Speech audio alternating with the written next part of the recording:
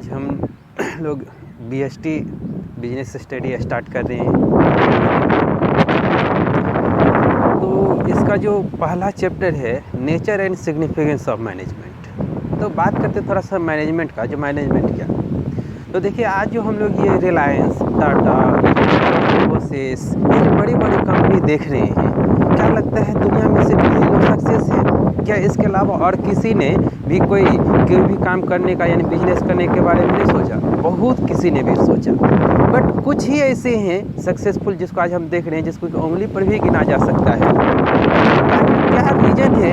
कुछ ही पर्सन ये लोग का ही बिजनेस सक्सेस रहा, बाद बाकी बहुत छोटे में ही सिमट करके रह गए। तो इन सभी का एक ही क्वेश्चन का इन लोगों ने बहुत अच्छी मैनेजमेंट बनाई। इन लोग का मैनेजमेंट का टीम बहुत ही अच्छा रहा, मैनेजमेंट का कॉर्पोरेशन बहुत अच्छा रहा, जिस कारण ये लोग आज बहुत ही अग्रणीय हैं।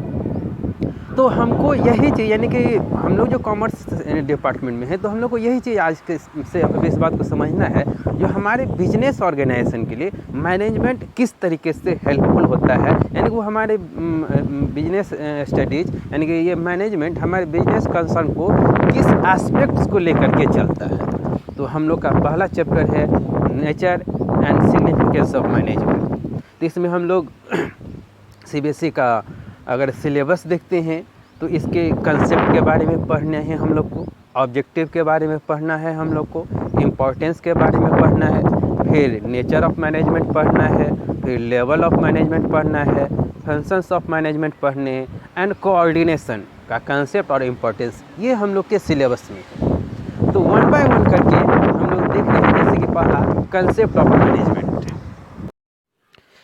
तो बिजनेस स्टडी में first chapter nature and significance of management. तो सीबीएसई का जो सिलेबस देखते हैं तो इसमें हम लोग को ये टॉपिक सब पढ़ने हैं। पहला टॉपिक है मैनेजमेंट का concept, characteristics, objective and importance. दूसरा टॉपिक है नेचर ऑफ मैनेजमेंट में management as a science, art and profession. तीसरा टॉपिक है level of management, level of management जिसमें है top level, middle level and lower level. फिर fourth topic है functions of management. Functions of management में planning, organising, staffing, directing and controlling. और then last one fifth topic है coordination, जिसमें concept and importance.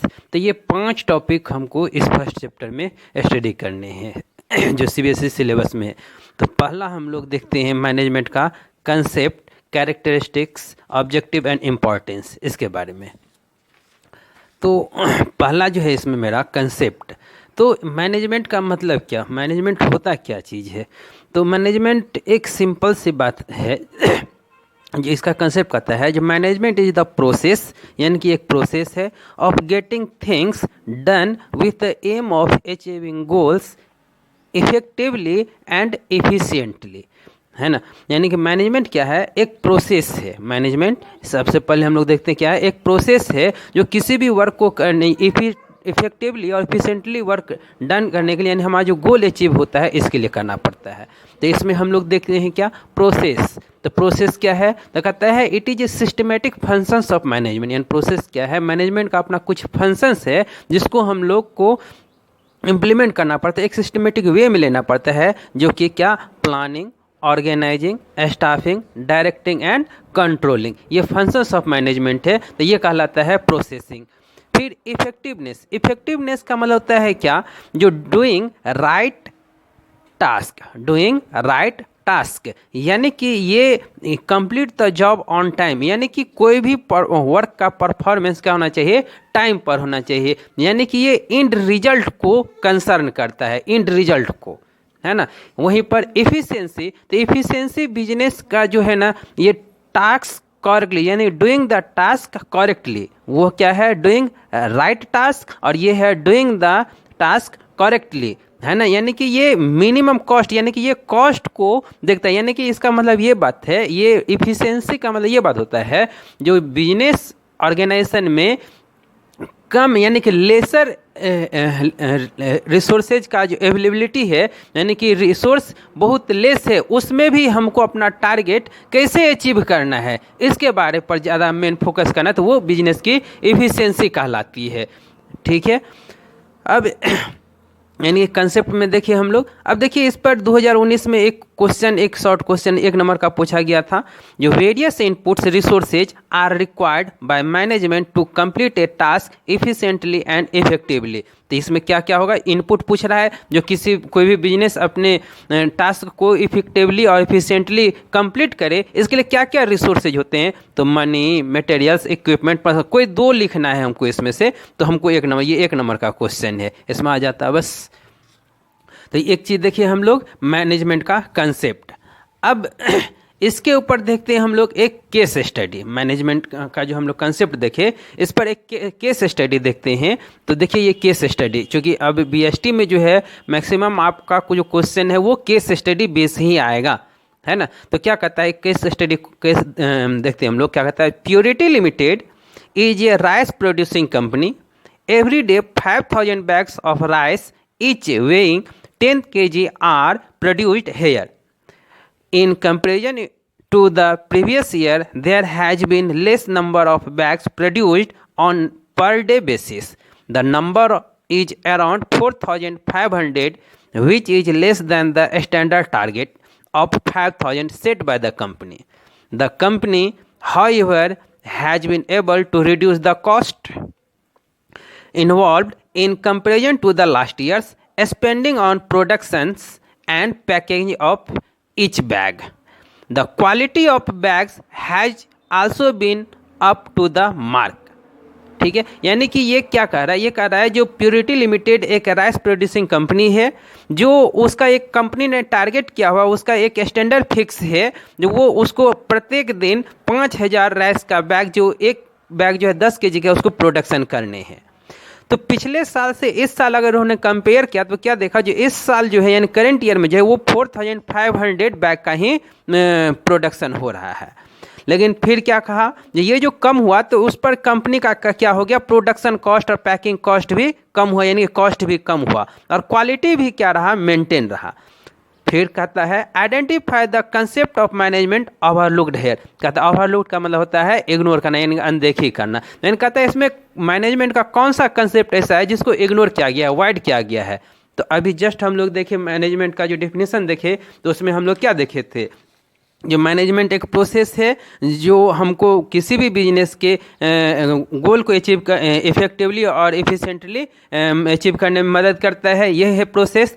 तो इसमें जो हम लोग पढ़े इफेक्टिवली और इफिशिएंटली, तो इफेक्टिवली का यानी इफेक्टिवनेस क्या कहता है, ये जॉब ऑन टाइम होना चाहिए, यानी कि ये डूइंग राइट टास्क। और दूसरा है इफिशिएंसी, ये क्या कहता है, मिनिमम कॉस्ट, यानी कि लेसर रिसोर्सेज में मैक्सिमम आउटपुट। तो यहाँ पर देखिए पहले से रिसोर्सेज तो लगा हुआ है, तो रिसोर्सेज का तो लेसर यूज हो गया है ना, तो इसलिए इसमें जो कंसेप्ट की बात कर रहा है तो वो क्या हो जाएगा यहाँ पर, इफिशिएंसी का, है ना। इफिशिएंसी का जो है ना, इसमें क्या किया गया, ओवरलुकिंग किया गया है। बस 1 नंबर का ये क्वेश्चन है, तो 1 नंबर में सिर्फ आपको इसका आंसर में इफिशिएंसी लिखना, क्वेश्चन इतना बड़ा है लेकिन इसका आंसर सिर्फ इफिशिएंसी लिखना, तो ये पकड़ना है आपको कंसेप्ट बेसिस पर। नेक्स्ट देखिए हम लोग इसमें, यानी कि हमारा जो टॉपिक है मैनेजमेंट में पहला concept characteristics, objective and importance. तो इसमें हम लोग कंसेप्ट देखें, अब कैरेक्टरिस्टिक्स के ऊपर आते हैं। कैरेक्टरिस्टिक्स क्या है, तो सबसे पहला कहता है management is A goal oriented process. Management is A goal oriented process. देखिए जितना भी बिजनेस ऑर्गेनाइजेशन है, सबका अपना अपना कुछ ना कुछ गोल है, जिसके बेसिस पर ही तो वो मार्केट में एग्जिस्टेंस करता है। अब कोई बिजनेस है जो सोचता है जो हमको अपना ROI 20% इंक्रीज करना है, कोई बिजनेस सोचता है जो हमारे अपने सेल को 10% से इंक्रीज करने हैं। तो ये कैसे संभव है, तो इसके लिए वो क्या करता है, एक टीम तैयार करता है। अब जैसे कि एप्पल जो है फ़ोन जो है ये सोचता है इस ईयर जो है 2 मिलियन पीपल जो है सो यानी कि मोबाइल यूजर्स हो, तो इसके लिए वो एक टीम बनाता है और तरीके से मार्केट में क्या करता है, उस बात को स्ट्रेटजी को अपनाता है ताकि उसके टारगेट अचीव कर सके। तो यही क्या कहलाता है, management is goal oriented process. दूसरा कहता है management is all pervasive. Pervasive का मतलब होता है विच इज एवरीवेयर, एवरीवेयर जो हर एक जगह पाया जाता है उसको हम लोग परवेसिव कहते हैं। जो चीज़ हर एक जगह मिलेगा आपको, कहीं से भी वो उसको छोड़ा नहीं जा सकता है, हर एक जगह वो प्रेजेंट रहता है, तो उसको हम लोग बोलते हैं परवेसिव। तो मैनेजमेंट देखिए, चाहे बिजनेस कंसर्न छोटा हो या बड़ा हो, गवर्नमेंट सेक्टर या प्राइवेट सेक्टर हो, प्रॉफिट मेकिंग हो या नॉन प्रॉफिट मेकिंग हो, है ना, कोई भी सेक्टर हो, हॉस्पिटल हो या स्कूल हो, कोई भी है, हर एक जगह मैनेजमेंट का ज़रूरत होता है। जैसे कि मेन हम लोग जैसे हॉस्पिटल में जाते हैं तो वहाँ पर क्या होता है, गुड हेल्थ केयर की बात करते हैं, पेशेंट जल्दी से केयर हो। स्कूल की बात करते हैं तो स्कूल में क्या है, हम लोग का मेन मकसद होता है जो बच्चे को गुड एजुकेशन दिया जाए, क्वालिटी ऑफ एजुकेशन अच्छी हो। तो ये यानी कि हर एक जगह मैनेजमेंट रहता है, इसलिए मैनेजमेंट को बोलते हैं मैनेजमेंट इज ऑल परवेसिव। फिर है मैनेजमेंट इज मल्टी डायमेंशनल। देखिए मैनेजमेंट एक कम्प्लेक्स वर्क है, यानी कि बहुत ज़्यादा ही कम्प्लेक्स है, और इसके साथ साथ मल्टी डायमेंशनल है। मल्टी डायमेंशनल यानी कि इसके बिजनेस यानी कि मैनेजमेंट के डायमेंशन की बात करें तो इसका जो है 3 डायमेंशन है। एक मैनेजमेंट ऑफ वर्क, मैनेजमेंट यानी डायमेंशन ऑफ मैनेजमेंट की बात करें तो 3 डायमेंशन है, management of work, management of people, management of operation. Management of work क्या कहता है, तो मैनेजमेंट ऑफ वर्क कहता है जो ये management translate works in terms of goal and assign it to achieve goal. यानी कि मैनेजमेंट क्या करता है, वर्क को गोल के टर्म में कन्वर्ट कर देता है, और इसके लिए जो भी वर्क करने हैं उसको वो प्रॉपर प्लानिंग करके रिसोर्स अवेलेबल ऑर्गेनाइजिंग करता है, उस पर कंट्रोलिंग बनाए रखता है, यानी कि अचीव को गोल करने के लिए ये असाइन करता है। फिर उसी तरीके से आते हैं मैनेजमेंट ऑफ पीपल। तो मैनेजमेंट ऑफ पीपल का मतलब होता है टीम वर्क। तो टीम खुद अपने आप में क्या होता है, टीम का अगर फुल फॉर्म देखिए तो टीम यानी T for together, E for everyone, A for achieve और एम फॉर मोर। यानी कि अगर साथ मिल करके कोई काम करते हैं तो हर एक व्यक्ति को जितना मिलना चाहिए ना उससे ज़्यादा मिलता है, यही कहलाता है टीम वर्क। और फिर मैनेजमेंट ऑफ ऑपरेशन। तो मैनेजमेंट ऑफ ऑपरेशन का मतलब होता है कि ये इनपुट मटेरियल को क्या करता है, डिजायर्ड आउटपुट में कन्वर्ट करता है, ट्रांसफॉर्म करता है। यानी कि अगर मेनली फंक्शंस की बात अगर हम लोग देखें तो मैनेजमेंट ऑफ वर्क में प्लानिंग, ऑर्गेनाइजिंग एंड कंट्रोलिंग होता है, मैनेजमेंट ऑफ पीपल में स्टाफिंग एंड डायरेक्टिंग किए जाते हैं, और मैनेजमेंट ऑफ ऑपरेशन में प्रोडक्शन, परचेज, सेल्स, मार्केटिंग ये सब किए जाते हैं। फिर नेक्स्ट देखते हैं इसका कैरेक्टरिस्टिक्स तो क्या है, मैनेजमेंट इज कंटिन्यूअस प्रोसेस। यानी मैनेजमेंट क्या है, जो हम लोग जो मैनेजमेंट का जो फंक्शंस देखे हैं जैसे कि planning, organising, staffing, directing and controlling, ये कंटिन्यूअसली चलते रहता है साइमल्टेनियसली। जैसे कि कोई भी वर्क के लिए कोई भी स्ट्रेटजी हम लोग तैयार किए तो उसके लिए हम लोग सबसे पहले प्लानिंग तैयार करते हैं, देन उसका ऑर्गेनाइजिंग, तब उसके लिए स्टाफिंग करते हैं, डायरेक्टिंग करते हैं, कंट्रोलिंग। तो ये साइमल्टेनियसली होते हैं। जैसे ही कहीं कंट्रोलिंग खत्म होता है फिर वहाँ पर भी प्लानिंग लागू हो जाता है, यानी कि कंट्रोलिंग में भी प्लानिंग है, डायरेक्टिंग में भी प्लानिंग है, यानी कि हर एक जगह ये चीज़ एक दूसरे से क्या है, मिक्सअप है। तो ये क्या आता है, कंटिन्यूअस प्रोसेस होता है। फिर management is a group activity. देखिए management is a group activity का मतलब ये है, जो यहाँ पर एक बात है, आई को वी में कन्वर्ट करना, यानी कि कोई भी वर्क करते हैं तो मैनेजमेंट में हम लोग क्या देखें, ये एक टीम वर्क है। टीम वर्क मतलब क्या, कोई भी जो वर्क करते हैं तो एक सिंगल व्यक्ति से तो नहीं होता है, यानी कि इसमें ये क्या कहता है, जो कोई भी वर्क अगर परफॉर्म करते हैं तो इसका क्रेडिट एक सिंगल पर्सन को नहीं लेना चाहिए, एक समूह को। यानी कि ये कोई भी काम करते हैं तो वहाँ पर भी क्या करना चाहिए इसको, जैसे कि अभी देख रहे हैं रामायण दे रहा है डीडी नेशनल पर, तो ये डीडी नेशनल में जब क्या कहते हैं रामायण देखे तो उसमें जब रावण पर विजय हुई रामचंद्र जी का, तो लक्ष्मण जी ने क्या कहा, जो भैया आपकी जीत हुई। तो रामचंद्र जी ने क्या कहे, जो भाई ये मेरी जीत नहीं, ये आपकी जीत है, ये विभीषण तो सुग्रीव तो अंगद तो बाली, यानी ये सभी का जीत है। यानी कि वो खुद का क्रेडिट नहीं लिए, ये अपने क्रेडिट को क्या किया, सभी में बांट देते। यही कहलाता है management is a group activity. फिर management is a dynamic function. अब यहाँ पर अगर डायनामिक की बात करते हैं तो देखिए है क्या, बिजनेस ऑर्गेनाइजेशन जो ये बिजनेस इन्वायरमेंट में है, तो इस इन्वायरमेंट में क्या है, स्वॉट एनालिसिस की बात करते हैं। स्वॉट एनालिसिस यानी स्वॉट में S for strength, W for weakness, O for opportunity and T for threats. यानी कि ये मार्केट में अवेलेबल है। तो हर एक बिजनेस ऑर्गेनाइजेशन को क्या करना चाहिए, अपने स्ट्रेंथ के बल पर उसके वीकनेस को छिपाना चाहिए, और थ्रेट्स को क्या करना चाहिए, अपॉर्चुनिटी में कन्वर्ट करना चाहिए। यानी कि ये मार्केट में क्या चल रहा है मार्केट में, बिजनेस एनवायरनमेंट का क्या स्ट्रेटजी है, बिजनेस के साथ यानी एनवायरनमेंट में क्या हैकअप आए हैं, उसके साथ अपने आप को एडजस्ट करना चाहिए। इंडियन एनवायरनमेंट जैसे जैसे चेंज करता है, हमारे स्ट्रेटजी को उसी हिसाब से चेंज करके हमको आगे फर्दर प्रोसेस करना चाहिए। तो ये कहलाता है management is a dynamic functions, यानी कि आपको अपने थ्रेट्स को यानी अपॉर्चुनिटी ग्रैब करनी है। फिर कहता है management is an intangible force. अब मैनेजमेंट देखिए, इंटेंजिबल फोर्स का मतलब ये है, जैसे कि देखिए हम लोग क्या कहते हैं, जो वो बिजनेस बहुत सक्सेस है, उसका बिजनेस बहुत अच्छा है, क्यों, प्रॉफिट अच्छा है, तो ये क्या कहलाता है, दिखाई तो नहीं देता है जो प्रॉफिट क्या है नहीं है, लेकिन हम लोग ये काम ना करते हैं ना, इसलिए इसको हम लोग बोलते हैं management is A intangible force. ठीक, तो ये हो गया आपको कैरेक्टरिस्टिक्स ऑफ मैनेजमेंट।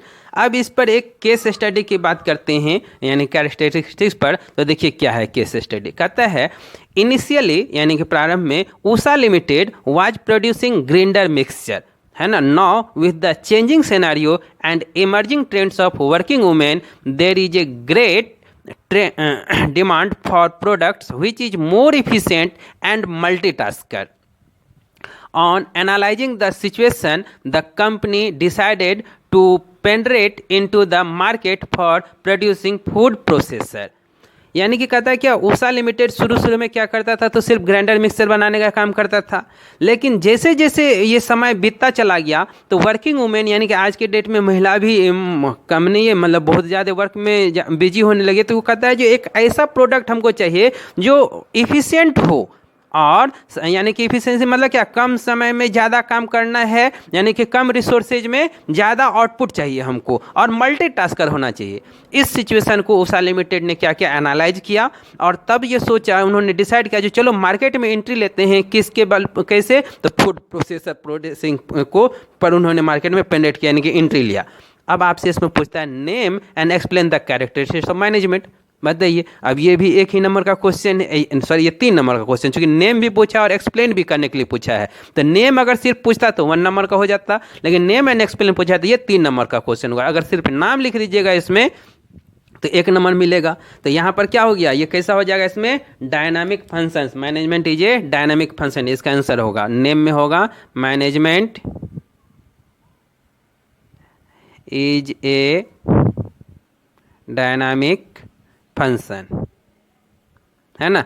इतना लिख देंगे तो 1 नंबर। अब ये डायनामिक फंक्शंस क्या होता है, तो हमने क्या बताया, जो बिजनेस एनवायरनमेंट जैसे जैसे चेंज करते हैं उस हिसाब से हमको अपने स्ट्रेटजी को चेंज करना चाहिए, यानी कि बिजनेस एनवायरनमेंट के अनुसार से हमको अडेप्ट करना चाहिए, इसी के बारे में लिखना है। तो ये हो जाएगा आपका 3 नंबर।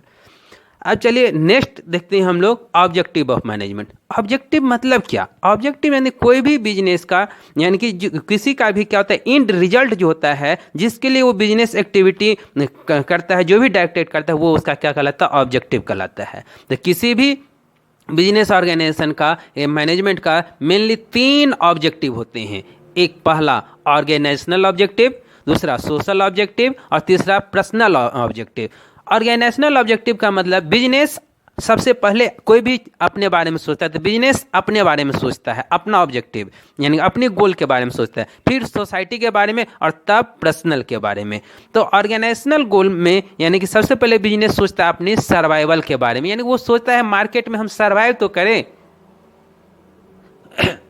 सर्वाइवल के बारे में, यानी कि वो सोचता है कि हमारा रेवेन्यू इतना हो जो हमारा कॉस्ट कम से कम उससे क्या हो जाए, मीट कर पाए, ताकि हम मार्केट में सर्वाइव कर पाएं। देन इसके बाद वो सोचता है प्रॉफिट के बारे में, यानी कि वो अब सोचता है जो इस तरीके से रेवेन्यू हो जो मेरा एक्सपेंस मिटिगेट कर जाए, हमारा बिजनेस प्रॉफिट में आए, और तब ग्रोथ की बात करता है। तो ग्रोथ यानी कि प्रॉफिट ज़्यादा हुआ तो ग्रोथ के बारे में, तो ग्रोथ इन द सेंस जैसे कि उसका मार्केट में शेयर बढ़े, मार्केट में उसका क्या कहते हैं प्रोडक्ट बढ़े, सेल्स बढ़े, नंबर ऑफ एम्प्लॉयज बढ़े, इसके बारे में यानी ग्रोथ के बारे में देखते हैं।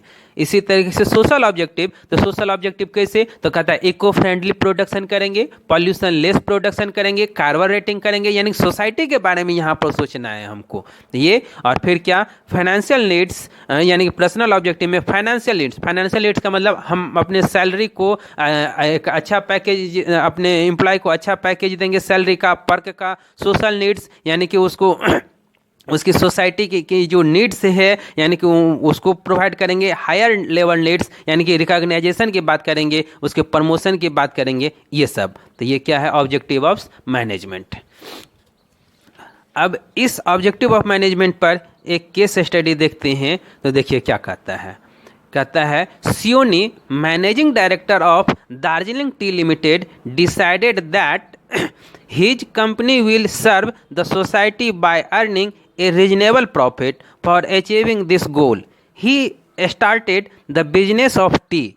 In order to attract the tea consumer of the whole country, he gave an advertisement on the television. The company had just started capturing the market when a survey report was presented on news channel. This report stated that the people had started liking coffee more than tea and that it was good for health also. The company had to immediately change its business from that of tea to coffee. Sioni saved the company from suffering the possible heavy loss through his timely action. अब यानी कि case study का क्या है, तो कहता है सियोनी एक दार्जिलिंग टी लिमिटेड का मैनेजिंग डायरेक्टर है। उन्होंने सोचा जो हम एक टी का बिजनेस स्टार्ट करते हैं, इससे जो भी प्रॉफिट होगा इसे सोसाइटी में सर्व करेंगे, है ना। इसके लिए उन्होंने क्या किया, इस गोल को अचीव करने के लिए उन्होंने टी का बिजनेस भी स्टार्ट कर दिया। अब इसके लिए उन्होंने कंज्यूमर को अट्रैक्ट करने के लिए टेलीविज़न पर एडवर्टीजमेंट दिया। जैसे एडवर्टीजमेंट दिया तो मार्केट में इसका कैप्चर होने लगा। लेकिन उसी समय एक सर्वे आया और न्यूज़ चैनल पर इस सर्वे का रिपोर्ट दिया गया। तो रिपोर्ट में ये बताया गया जो व्यक्ति जो है अब चाय के अपेक्षा कॉफ़ी में कोई ज़्यादा पसंद कर रहा है, जो उसके हेल्थ के लिए अच्छा है। जैसे ही इन्होंने यानी सोनी ने इस बात को समझा तो उसने तुरंत एक एक्शन लिया। उन्होंने सोचा नहीं, टी से यानी कि मार्केट क्या हो गया, चेंज हो रहा है। तो इन्होंने सोचा नहीं, मार्केट से यानी टी से हमको किधर शिफ्ट करने हैं, कॉफ़ी की तरफ शिफ्ट करने। और उन्होंने ऐसा एक्शन लिया और बिजनेस को क्या हुआ, एक हैवी लॉस होने से बचाया। आपसे पूछता है identify and states the features यानी objectives of management highlighted in the above case. कहता है इसमें कौन सा ऑब्जेक्टिव को हाईलाइटेड किया गया है। तो क्या है इसमें, ऑर्गेनाइजेशन यानी कि देख रहे हैं हैवी लॉस। अगर ये लॉस में चला जाता तो सर्वाइवल ही नहीं हो पाता ना, ठीक है। प्रॉफिट यानी कि सर्वाइवल, ग्रोथ, इसके बारे में यानी कि ऑर्गेनाइजेशनल ऑब्जेक्टिव के बारे में बात किया गया है, ठीक है। चलिए नेक्स्ट टॉपिक है हमारा इम्पोर्टेंस ऑफ मैनेजमेंट।